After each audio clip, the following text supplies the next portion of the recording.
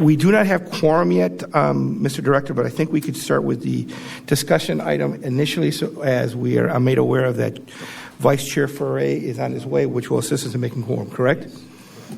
So, and Mr. Chair, you have Secretary Pago on the phone. Oh, hi, Secretary Pago. Hi, Gus. Hey, good morning. Good morning. Happy belated Thanksgiving to you and your family. That's everyone there. Okay, so what we're going to do then, ladies and gentlemen, is we're going to start with the discussion item first, because that's a non-voting item, and then we can go for it. Can I call the meeting to order? Oh, and I'm calling the meeting to order, even though we do not have quorum at this time. Right. Actually, let's just wait and just call this discussion item before we'll call the meeting to order when we have a quorum. That's what I was going to do. Yeah, perfect. Told you. Can we do the discussion item, please? All righty. Mr. Chair, let me introduce, I'm going to let Steve Andrew present the item, but Credit Protection Association is going to do a presentation on our current billing, toll-by-plate billing service. Go ahead, Steve. Mr. Chair and committee members, who we have available today for this presentation is Sterling Shepard, Bill Devereaux, and Steve Willard. They are, as Javier said, our contractor for the billing service. Although they're new to the tolling industry, MDX was captivated with CPA's extensive experience in providing billing services for transaction-based entities. Coupling the billing process with their in-house collection division, MDX was able to attain a turnkey solution for our toll-by-plate processes. After going live earlier this year, MDX and CPA continue to enhance the day-to-day operations through system improvements that provided efficiency tools for the CSRs and website upgrades for our customer interface. Our next endeavor is to provide a fleet account module that will enable fleet managers the ability to maintain their accounts online, pay a single bill for all their vehicles, and also reduce MDX operational costs. Thank you, Steve. Appreciate that. First of all, I'd like to start by saying thank you for your business. We appreciate the opportunity. We really do. Is there anyone else on the phone? Hello? I guess, and I apologize for interrupting you. I thought I heard another line come on. Go again. I am here, okay? There is another person. See, I'm not crazy. Well, subject to wait. I actually now believe we have quorum as well, Marie, with Ms. Gutierrez. Ms. Moritz, okay? Ms. Moritz? Not yet? Oh, then we still meet? Oh, very good. You can continue, sir. Thank you. Once again, thank you for your business. As Steve mentioned earlier, which, by the way, Steve, thank you. There's no need for this slide. You did such a great job. But we do have a lot of experience in small, high volume, kind of small balance type in that business. And we've learned a lot over the last 7-8 months now in production, no doubt about it. We've overcome a number of challenges and obstacles along the way. The partnership that we've had a chance to experience with MDX has been great. We really appreciate the opportunity to work with Steve and Keith and all the folks at the call center. On the first slide, this is representative of where we're at with the volume. As everyone knows, there was a period of time that went by that there was a backlog, and that invoices started going out April 28th. Okay, since that time, actually about a week before Thanksgiving, we caught up, and all of those transactions are now in the system. So that is quite an achievement. Matter of fact, in the last week, we have processed a little over 4 million transactions in just the last couple of weeks. So I mention that just simply because as you see the spike in transaction activity, that also increases call volume, questions. There's a number of other things that occur as it relates to the transaction volume. So if we look at invoicing alone, I remember that previously there were a number of challenges with billing on time, billing accurately, those types of things. I'm happy to say that we've not experienced any of those issues. Matter of fact, we are billing now on average, well, you see 312,000 invoices went out for November. And actually this data is just before Thanksgiving. So we anticipate that that's going to grow a little bit more as we add the new stretches of roads and we start to see those transactions flow in. So when we sized the system, we had anticipated around 100,000 or so video toll accounts. So another accomplishment, I would say, is that the system that we had designed for 100,000 has actually been able to handle more than 1 million accounts, of which 367,000 of those accounts are actually eligible for an invoice, meaning that there is a $3 rule in place and they will receive a video toll bill. Steve mentioned earlier the fleet account management system. Of these 367,000 accounts, the accounts that we're seeing on the fleet side are not even included in this number. There's an additional 100,000 or so fleet accounts that will also be able to bill and recognize that revenue for very quickly once that module is in place. So I mentioned earlier the transaction volumes and the impacts, right? This slide is representative of some of the things that we're feeling in the call center right now. Overwhelmingly, you can see the number one adjustment that we have to make for the consumer is the SunPass adjustment. On average, some of these accounts have anywhere from 30 to 100 transactions that have to be adjusted on a per call or consumer basis.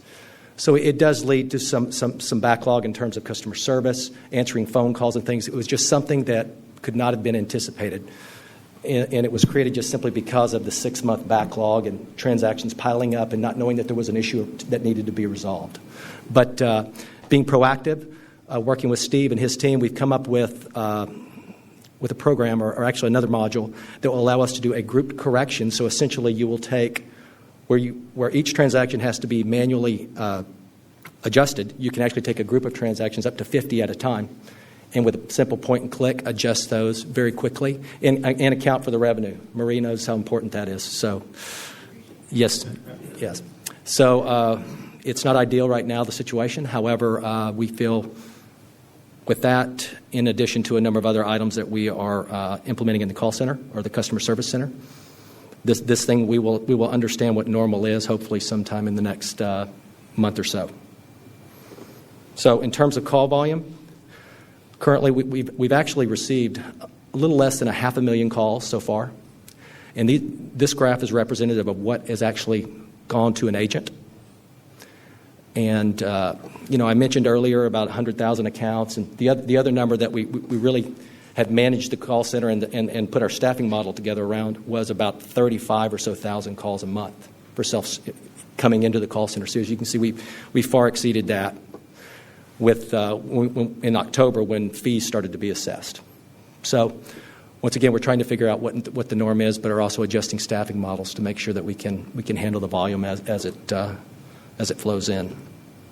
So when I talk about adjustments and things that have to happen at the time of the call, this slide is representative of how much time it takes for the agent just to answer the consumer's questions and to thank them for their business, what have you, and then begin to make the adjustments. Okay, so as you can see, I think we figured about a 5-minute call is what the average would be, and once again, because of the transactions and the things that need to be adjusted, we're around 7.5 minutes per call. That group correction functionality, we hope, will bring that down into that 5-minute range. So, in summary, like I said, there's been a number of lessons we've learned, but we processed actually 22 million transactions today. We have approximately 1.2 million accounts in the system, 540,000 website visitors. IVR calls alone processed 349,000. So the infrastructure that we've put into place really does work very well. It really does. We're certain that once we get through some of these adjustments and things that need to be addressed there and those initiatives are implemented, Steve will understand what normal is soon thereafter, and things will be good. So with that said, are there any questions? Or I do have one. When you were discussing that initially there were some unanticipated large amounts of adjustments that needed to be done. Yes, sir. What was the primary cause of the need for adjustments to be made? Yes, sir. The way it works today is that transactions are processed and they come through TransCore, and then the Florida Turnpike actually takes that data and does it, what is it, Steve, called an ITOL? Yeah, you want me to kind of go through this? Yeah, please, go ahead. In the process of the transaction in the lane, we possibly got a SunPass read, but it was invalid. Or we didn't get a SunPass read, so we took a picture. As we go through the process, the next thing we do is we send it to SunPass and we say, we identified this license plate as ABC123. Is this one of your customers? And they say no, or yes it is, but the account's bad. Then we issue the invoice. We send out the mail. The person gets it and says, wait a minute, I'm a SunPass customer. Well, we've got to go back and then adjust that to the SunPass rate as a one-time deal for customer service purposes, and that's the predominant number that we're getting is customers that have a SunPass account that, one, the license plate wasn't on the account, the transponder was maybe dead because of a battery, or they forgot to put it in the car that day. So all those factors, when they call us, we have to adjust out. We never expected the volumes to be that large, and that's why they came up with this ability to do, a bulk adjustment and say, these are all SunPasses, adjust them down to the SunPass rate. Okay.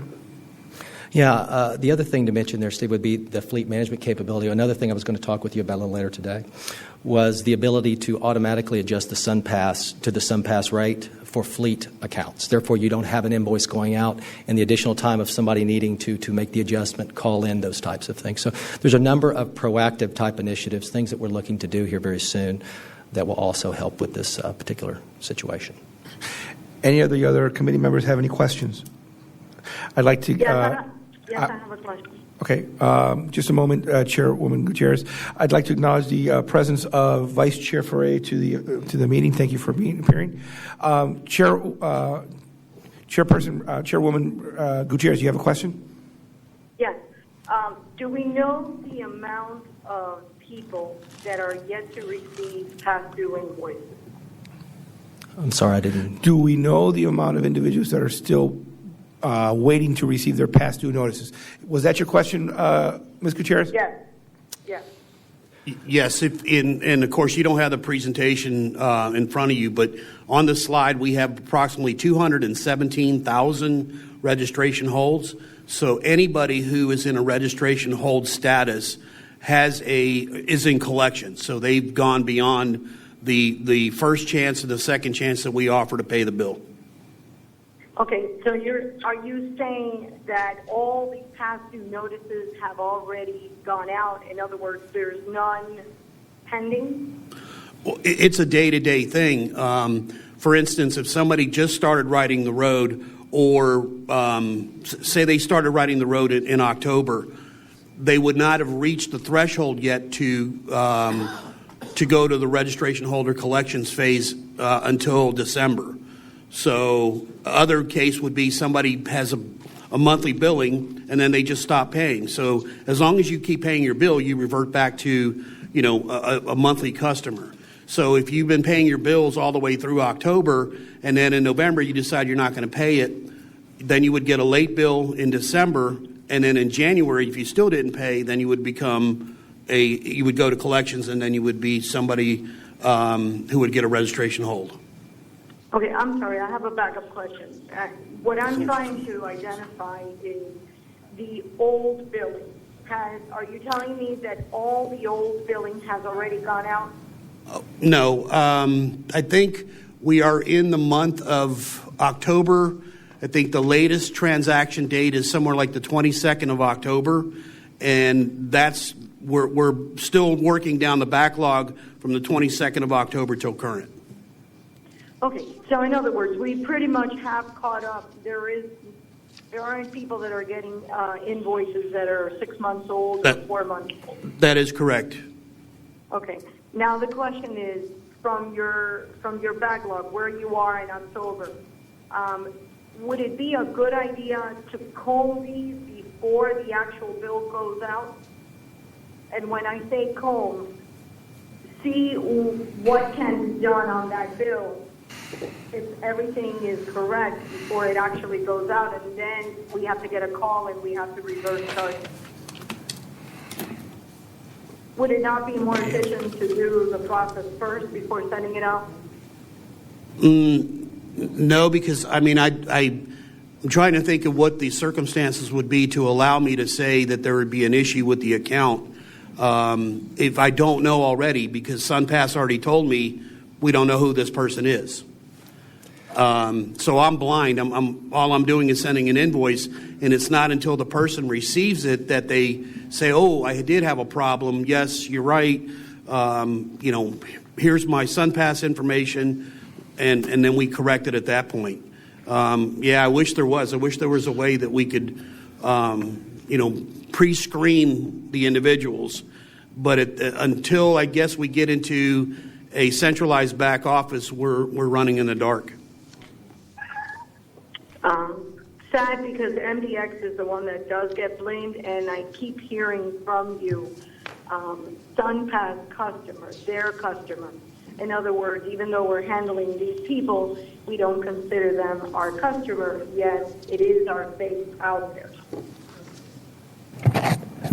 Madam Chair, if I may, I'd like to ask a question because I think it's along the same lines. Sterling, if you can go back in the presentation to where it talks about the volumes, there it is, the monthly billings, where balances above $3, which are billable, if you look at them, I guess I'd like to focus on the large volumes, anything above $100.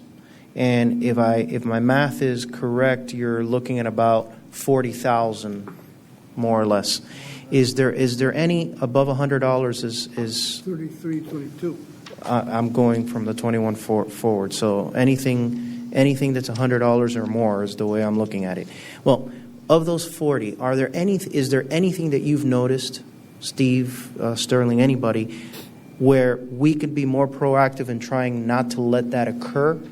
Are these just symptoms of folks that want to get onto either a fleet? Is it a fleet? Is it just a person that refuses to get a SunPass and is raking up this kind of volume? Because to get $200, $300, $400, $500 in a billing amount is someone who's a frequent user or is on the system quite a bit. Yeah, I would say that when looking at these balances, some of them are large, but when you look at the amount of time it took to come to that point, right? 6, 7, 8 months in some cases. Okay. What I would say is that the vast majority of regular consumers, people who have received an invoice. So I would say that the people who have not received an invoice, the people that are under $3, which we have a trigger in the system that says if it's less than $3, don't send a bill. So that's a business rule, okay? Right. Those are the people that have not received transactions. So at this point, I would say that we have done extremely well in getting the invoices out. Matter of fact, one of the numbers that was very surprising to me when I look at return mail,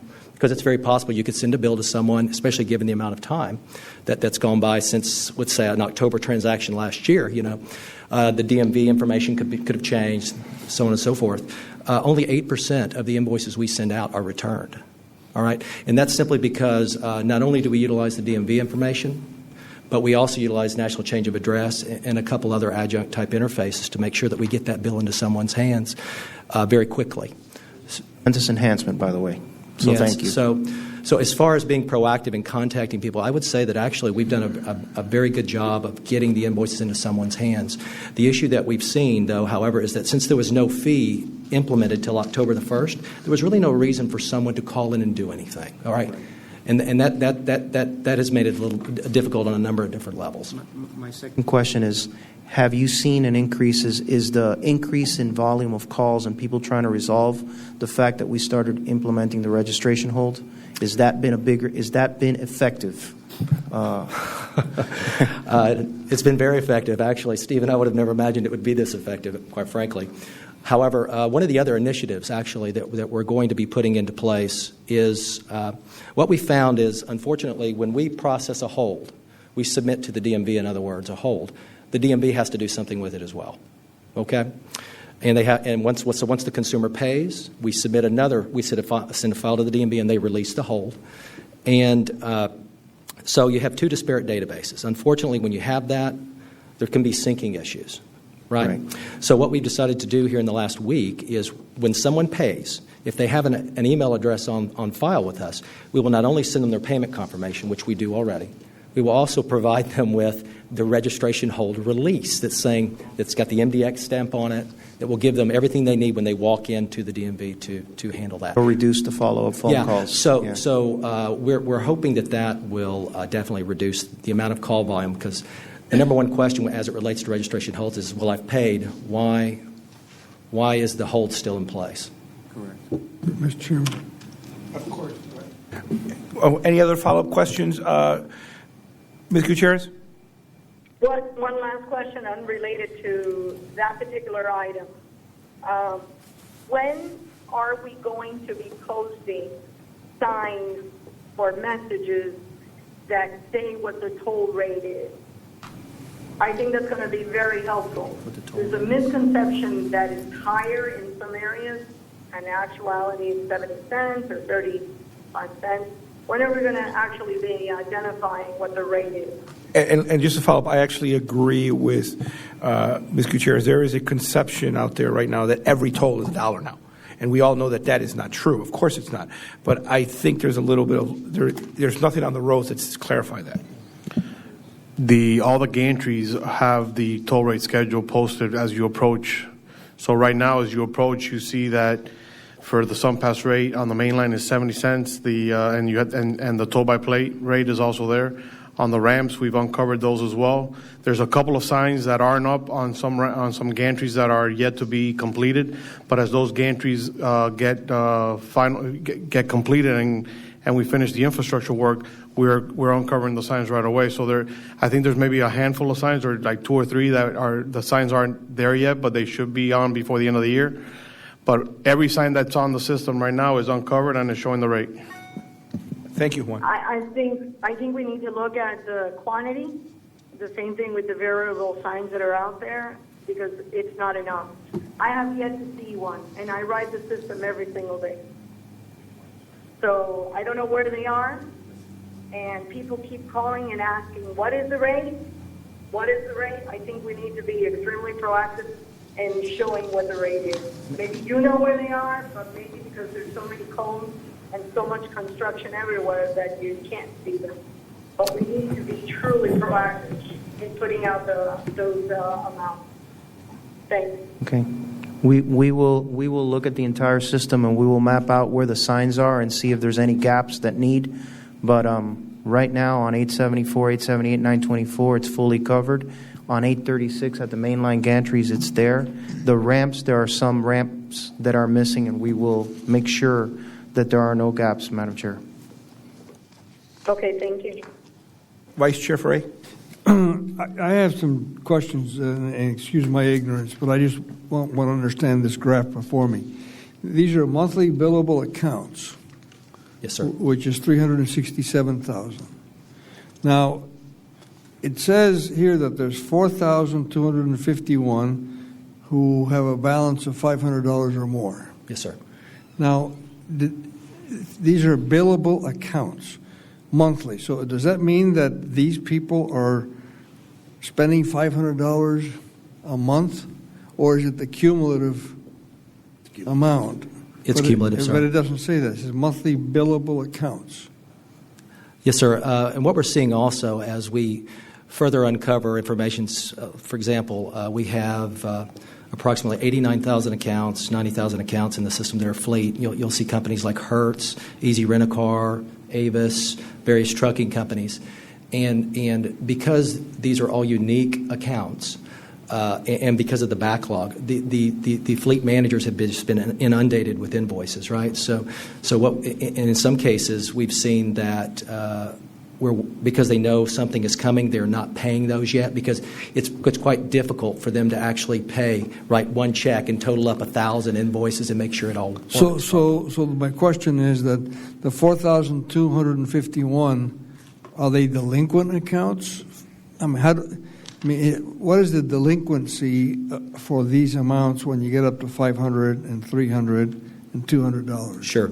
When you look at overall, and I wish it'd be nice to have a pie chart or something. And let me just repeat the figures: 4,251 for the 500, 6,000 for the 300, and almost 8,000 for the 200, and 21,000.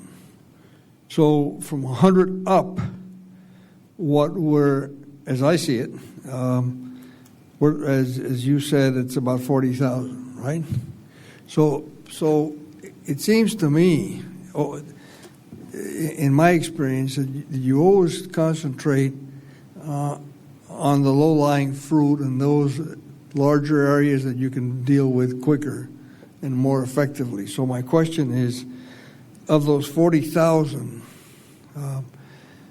how much of that is delinquent, and how do we approach someone who owes, other than the Hertz, an individual who's billed up to $300 or $500? Is there a special way of dealing with that person? Steve. Yeah, Mr. Vice Chair, that's a good point that you're bringing up, and I guess the answer of how we're dealing with this, unlike before when we were doing the uniform traffic citation, where it became a court issue and you suspended their driver's license and you got them in a situation where they could get arrested if they got pulled over, et cetera. In our endeavor to limit that, the way I would talk about it is an obtrusive way, we did the registration hold. What is happening, and I've had several calls this week when I get individuals with balances above the $100. I had one above $500. And we question them and we say, well, listen, we've sent out invoices for the past 6 months. And you went into collections on this month and you continued to ride the road, but you never responded. And they said, well, we changed our address. They have a reason, and we listen. But then because we're in the registration hold process, we asked them the question, on your registration that you're trying to re-register your vehicle, what's the address? And we said, well, that's the one we sent it to. And they said, well, I moved. And I said, but how were we able to get a hold of you? We mailed it to that address. Then they realized everything that's occurred. We work with individuals on a daily basis, case by case. Yeah, we provided that's the answer. Assistance. What I'm trying to get at is, for those 40,000, we personalize the approach to collecting that money. Yes, sir. Yes, sir. And is that working more effectively? Tremendously. The other side of it, which is remarkable, when you suspended somebody's driver's license, they really didn't care. As long as they drove legally, they weren't going to get pulled over. It didn't matter. As soon as we did the registration hold, people are more afraid of the registration hold process, and they're willing to pay. I've had people call from the DMV, how do I pay? And no questions asked, and it's night and day difference than what we've had before. Once we clear up the backlog with the fleet services, these numbers will go down tremendously, and I think that's what Sterling was trying to portray, is that of a lot of these numbers, we have the rental cars, we have the fleet services that these people drive every day. So, of course, each one of those accounts is a license plate. They've accumulated, and we're trying to work that backlog. I have no further questions. Thank you. Any other questions? Hearing none, thank you very much for that insightful presentation. Thank you. Now I believe we have a quorum, but just to clarify, can we have a call of the roll? Mr. Martinez? Here. Mr. Rodriguez Pina? Mr. Gonzalez? Yeah, what happened to Mr. Gonzalez? Right there. Mr. Pago? Here. Mr. Vasquez? Chair Gutierrez? Vice Chair Ferre? Here. Yes. Do any of the members of the committee have any conflicts that they need to declare? Nothing, Mr. Chairman. Let's go to the action items. Action A, approval of the summary minutes from No, we operation. need to have a public comment item first. Oh, I apologize. Any public comments today? Apologize, counsel. I hear no one wishes to speak to the public. Have we been informed, Mr. Director, that anyone wishes to address this committee? No, sir. I close subsection 3. Subsection 4, the operation action items, the approval of the minutes, the operation committee meeting of October 9, 2014. Anyone wishes to move those? It's being moved by Mr. Gonzalez, seconded by Chairperson Ferre. Does anyone have any objection to the minutes being entered? Hearing none, the minutes are entered unanimously. Subsection B, MDX procurement contract number RFP 11-03, Traffic and Revenue Consulting Services, endorsement of contract extension with CDM Smith, Inc., FKA Wilbur Smith and Associates. Who is doing the presentation? Juan Toledo, please go ahead. Good morning, committee members. The action is a motion to endorse the contract renewal with CDM Smith, formerly Wilbur Smith Associates. This contract was entered into on February 14th of 2011 for an initial term of 4 years. This is a 1-year extension. This contract, these services ensures compliance with the MDX Trust indenture, as well as keeping consistent and seamless post-ORT analysis over the next year as we finalize the conversion for open road tolling. Since this does have a 1-year renewal cap, we would anticipate a re-advertisement at the end of the summer, early fall, so that we can have this contract on board before the renewal expires. They've been performing at a rating of outstanding since over the last 4 years, and were very integral in the last two bond, the bond sales and the refinancing. So staff recommends the renewal of this contract. Any questions on this item? First, I'll go to the people here live. Vice Chair for any questions? Mr. Gonzalez? Anyone on the phone with any questions? No questions. No, I'm ready to move. So moved. Moved by Vice Chair Ferre, seconded by Mr. Gonzalez. Any discussion? Hearing none, discussion is closed. Anyone in opposition to this item? Hearing none, the item passes unanimously. Item C, MDX procurement contract number RFQ 15-1, MDX work program number 8362 050,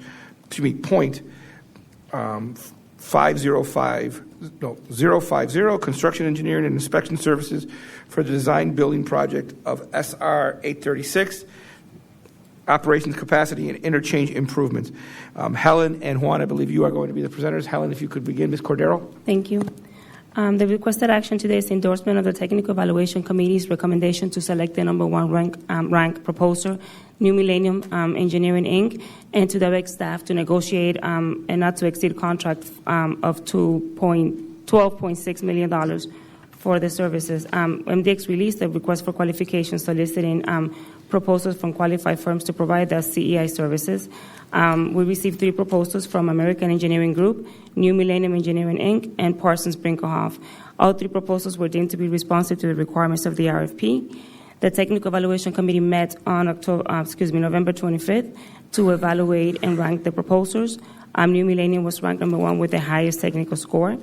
This contract does include a 15% small business participation requirement and a 15% local business participation requirement. The contract term of this contract is concurrent with the design build project duration, which is estimated right now as about 4.5 years. The engineer's estimate for this contract is $12.6 million. And unless staff is not able to negotiate within that engineer's estimate, this item will not be returning to this committee for further action. Juan, do you have any follow-up on what Mr. Little? Anything further on what Ms. Cordero has? Okay. Does anyone here in the meeting have any questions? Does anyone on the phone have any questions on this item? No, I don't. Hearing none, anyone wish to move the item? Being moved by Vice Chair Ferre, seconded by Mr. Gonzalez. Any discussion? Discussion being closed. Any vote in opposition to this item? Hearing none, the item passes unanimously. Operation action item D, MDX procurement contract number RFP 15-3, asset maintenance services. Helen, I believe this is you and Juan again. Thank you. The requested actions today is approval of the Technical Evaluation Committee's course and ranking and endorsement for board approval to select the number 1 ranked proposer and enter into a contract. MDX released a request for proposals soliciting technicals and price proposals from qualified firms to provide the asset maintenance services. The scope of services of this contract included the normal roadway facilities, maintenance and repair services, but it also included additional services like rapid incident scene clearance, supervisory staff for the traffic management center, and optional services for road rangers and the lighting monitoring system enhancement, as well as temporary maintenance and operations of the make-if as an optional service. 4 proposals were received from DBI Services, Florida Drawbridge Inc., IIPL Sims, and Infrastructure Corporation of America, or ICA. All four technical proposals were deemed responsive. The Technical Evaluation Committee met on November 24th to evaluate the technical proposals, and at that meeting, the price proposals were going to be open from those firms that score a minimum of 750 points for the technical proposals. The technical proposals were weighted at 40%, and the price proposal were weighted at 60% of the final scores. As established in the RFP, the price proposal amount for evaluation purposes excluded the cost for the optional services of road rangers and the roadway lighting monitoring system enhancements.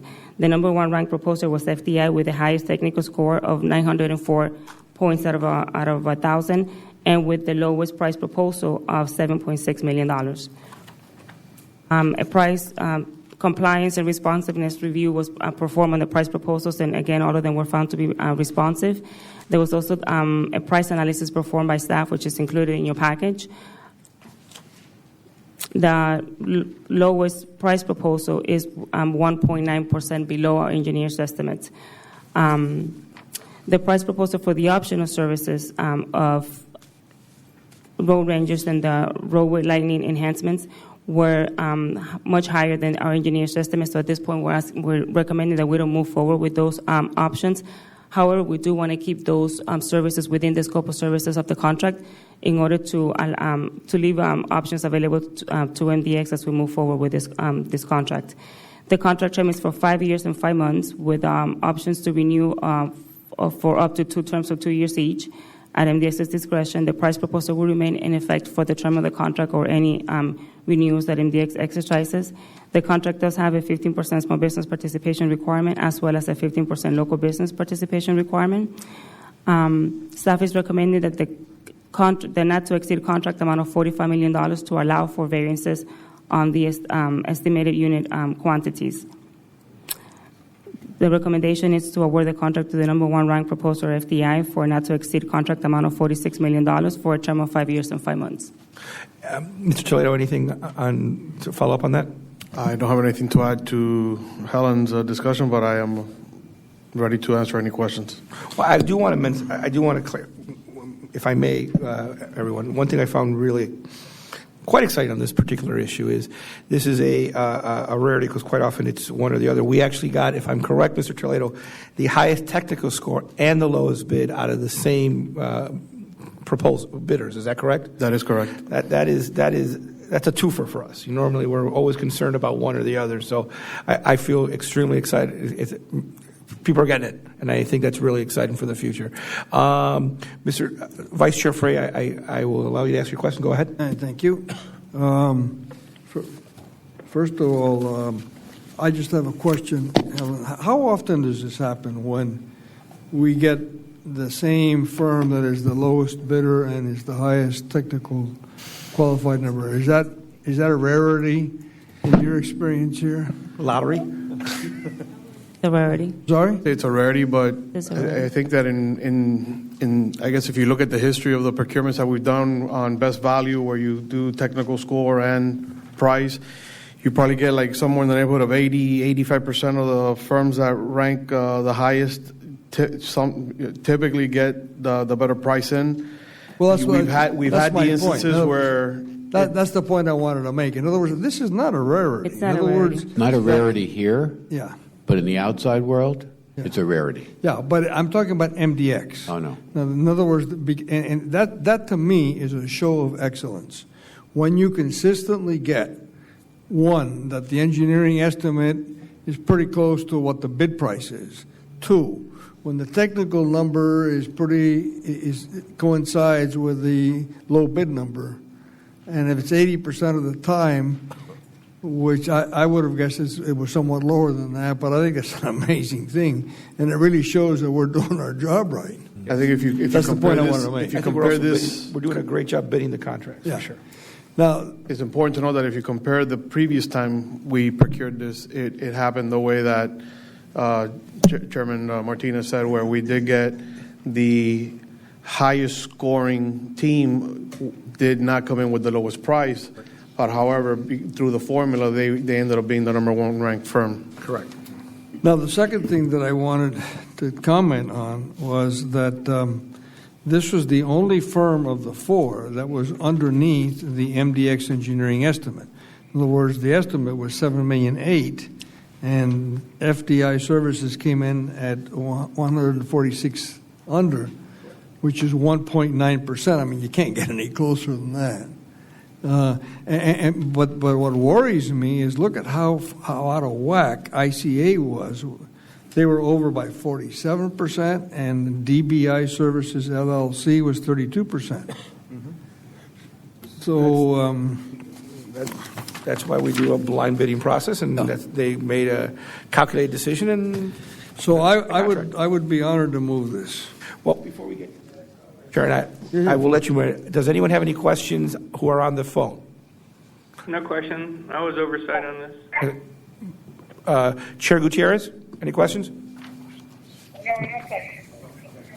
And Vice Chair Ferrer, you wish to move this? So this item has been moved by Vice Chair Ferrer, seconded by Mr. Gonzalez. Any discussion? Mr. Chair, you do. I just want to point out that there's a very good feature in this contract that staff has recommended, which is that their prices for the optional services are fixed in the contract, so that if the price in the market goes up for those optional services, you have the ability to go into this contract and buy them at the price that was bid. On the other hand, if the price for those services goes down or is lower, you're under no obligation to take those prices. So I think this is very well done. And I just want to say that also in the outside world, in the other 40 meetings that I attend, whatever, it's very rare that you get the highest quality proposal, technical proposal, and the lowest price. It's very, very rare. There's always a discussion about which one is more important, and I think it's because these things are being properly bid and because the agency doesn't allow any kind of Chair Gutierrez, do you have any comments or follow-up? Well, it's a good thing. I think we won a very important contract. I think our customers won more importantly. So, well, I thank you. Any other discussion? Hearing none, discussion is closed. Anyone in opposition of the item? Hearing no opposition to the item passes unanimously. Thank you, Mr. Toledo and Ms. Cordero, for an excellent presentation. Thank you.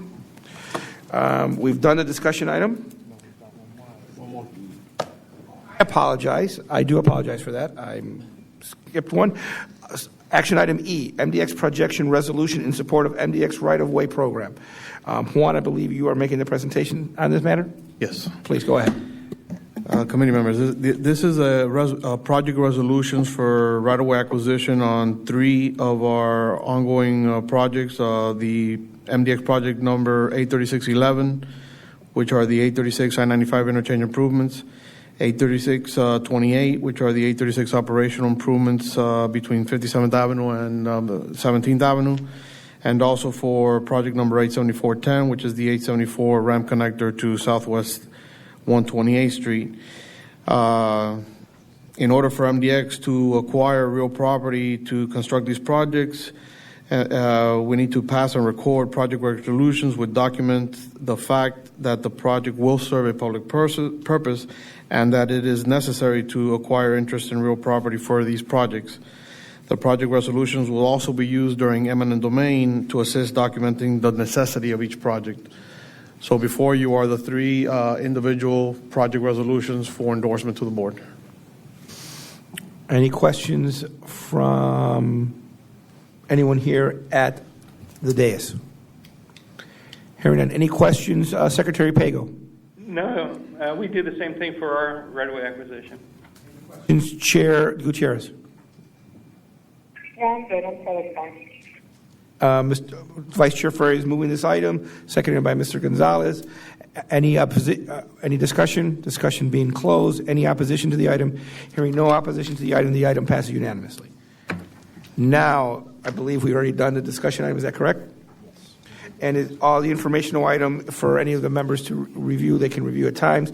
Some announcements. Our board meeting is next week, December 9th at 4 o'clock.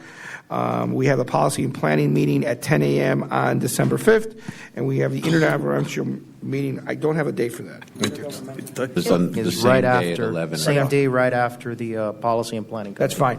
One other item. On the 5th. One Yes. other item from my position. Tomorrow we will have our general counsel starting as his first full day of work. I want to personally thank Richard Weiss and Mac Perro for their outstanding assistance to this board through this transitional period for us. When we lost Pam, we lost an excellent general counsel. Mr. Weiss, Mr. Pearl, you guys have been outstanding in your position. And on my behalf, I'd like to thank you for your services.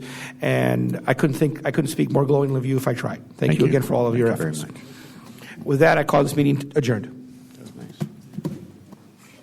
Hold on. Yeah. I guess not. Call that a moment. No, I just wanted to say that the FTC has requested that I be a part of the SAFE Summit in Orlando on the 5th. And since the governor is going to be there and Anath Prasad is going to be there and Chairman House is going to be there, and one of the 4 key areas to be discussed is transportation and funding. I think and they've asked me to chair one of the committees. I think I should be there, so I apologize for not being here on the 5th for those 2 committee meetings. We know you will represent us with honor and integrity throughout that and bring us good news. Thank you. Again, meeting adjourned.